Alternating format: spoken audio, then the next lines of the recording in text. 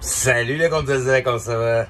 Bah oui, dans ce pays actuellement on essaie de déviriliser les hommes au maximum, leur donner un côté le plus féminin possible et puis masculiniser les femmes. En fait c'est pour enlever toute idée de rébellion, voilà. Donc on a très bien compris comment ça fonctionnait, mais ça marche pas avec nous, ça fonctionne pas. Alors je ne suis pas du tout pro Poutine ou pro Macron ou Union Européenne ou pro Biden ou quoi que ce soit. Le problème c'est que j'ai quand même senti que d'un côté mettez le monde en déséquilibre par rapport à la dévirilisation masculine, c'est-à-dire que de toute façon la normalité vous pourrez pas la changer, voilà.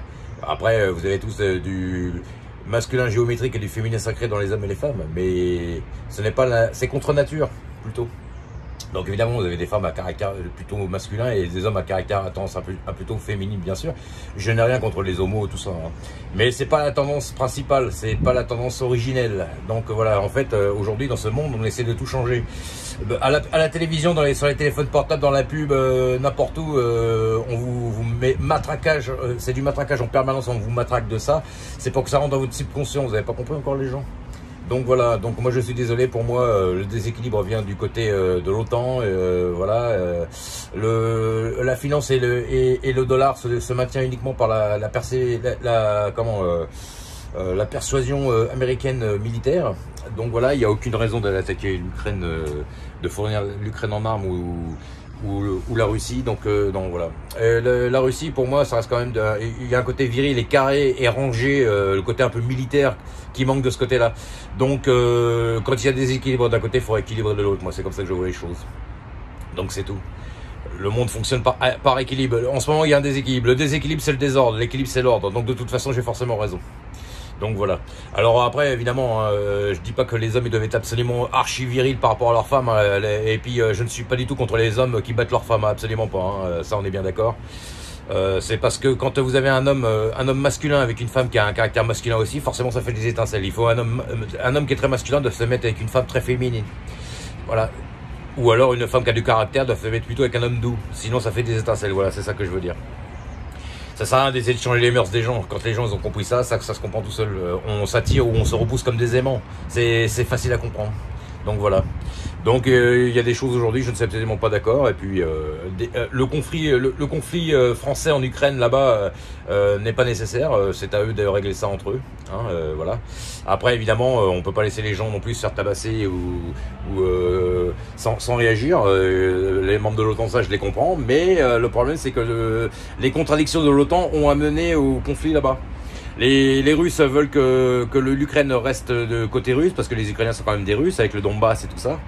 Et l'Union Européenne veut récupérer l'Ukraine dans l'Union Européenne. Donc forcément, si on fait ça, voilà, ça va créer un problème. Donc ça risque de créer même une guerre à plus grande échelle. Donc moi je pense que la seule solution, c'est de rééquilibrer tout ça, peut-être même en coupant l'Ukraine en deux, c'est-à-dire côté capitaliste et côté communiste. Mais je pense que, enfin communiste...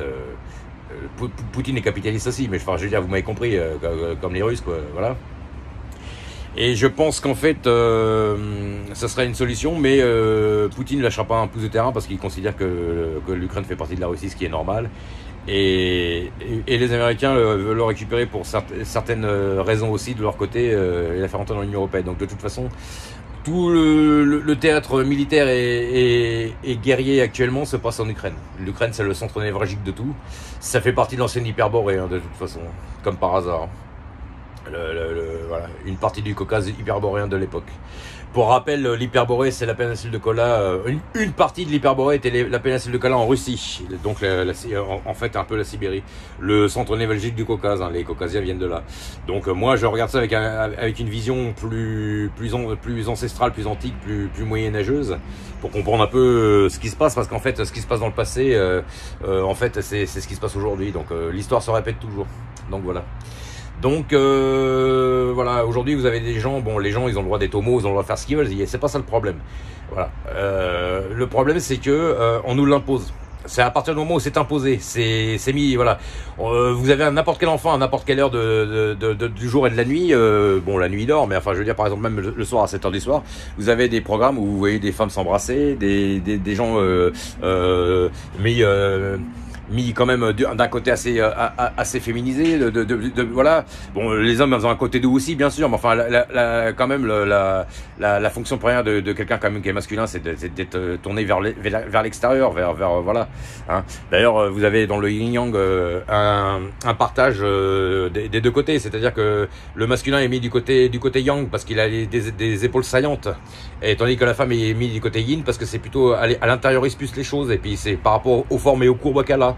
Une femme est en règle générale, bien sûr, je parle pas des femmes qui font de la musculation, sont moins musculeux qu'un homme. Voilà. Donc de toute façon, vous pourrez changer les mœurs des gens, leur changer leur caractère, les adoucir au maximum, les féminiser comme vous voulez ou quoi ou qu'est-ce. Mais un homosexuel, il y a quand même aussi une force physique de toute manière. Donc ça sert à rien d'essayer de changer les mœurs de tout le monde. Vous n'y arriverez pas. Voilà, c'est tout.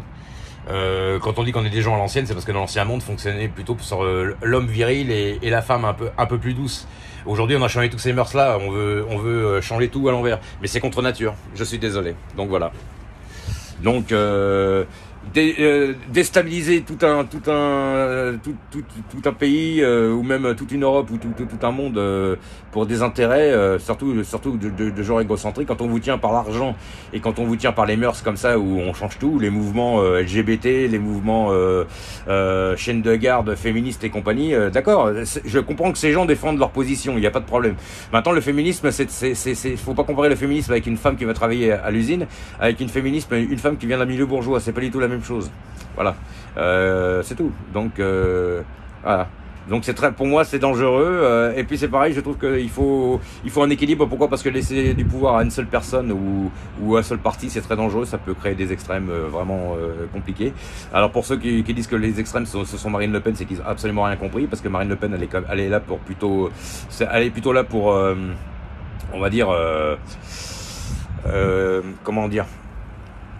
Vous avez le bain côté eau chaude et côté eau froide, bah s'il y a un peu trop d'eau chaude, elle est là pour réguler et mettre un peu d'eau froide, pour rééquilibrer. Voilà, c'est pas qu'elle veut pas qu'il y ait des étrangers dans le pays, elle veut réduire. Maintenant, ils sont aussi sous l'Union européenne aussi, ils sont dans la mondialisation. Donc de toute façon, voilà. Alors la mondialisation, ça peut, voilà. La mondialisation pose problème à partir des moments où ça porte préjudice aux gens.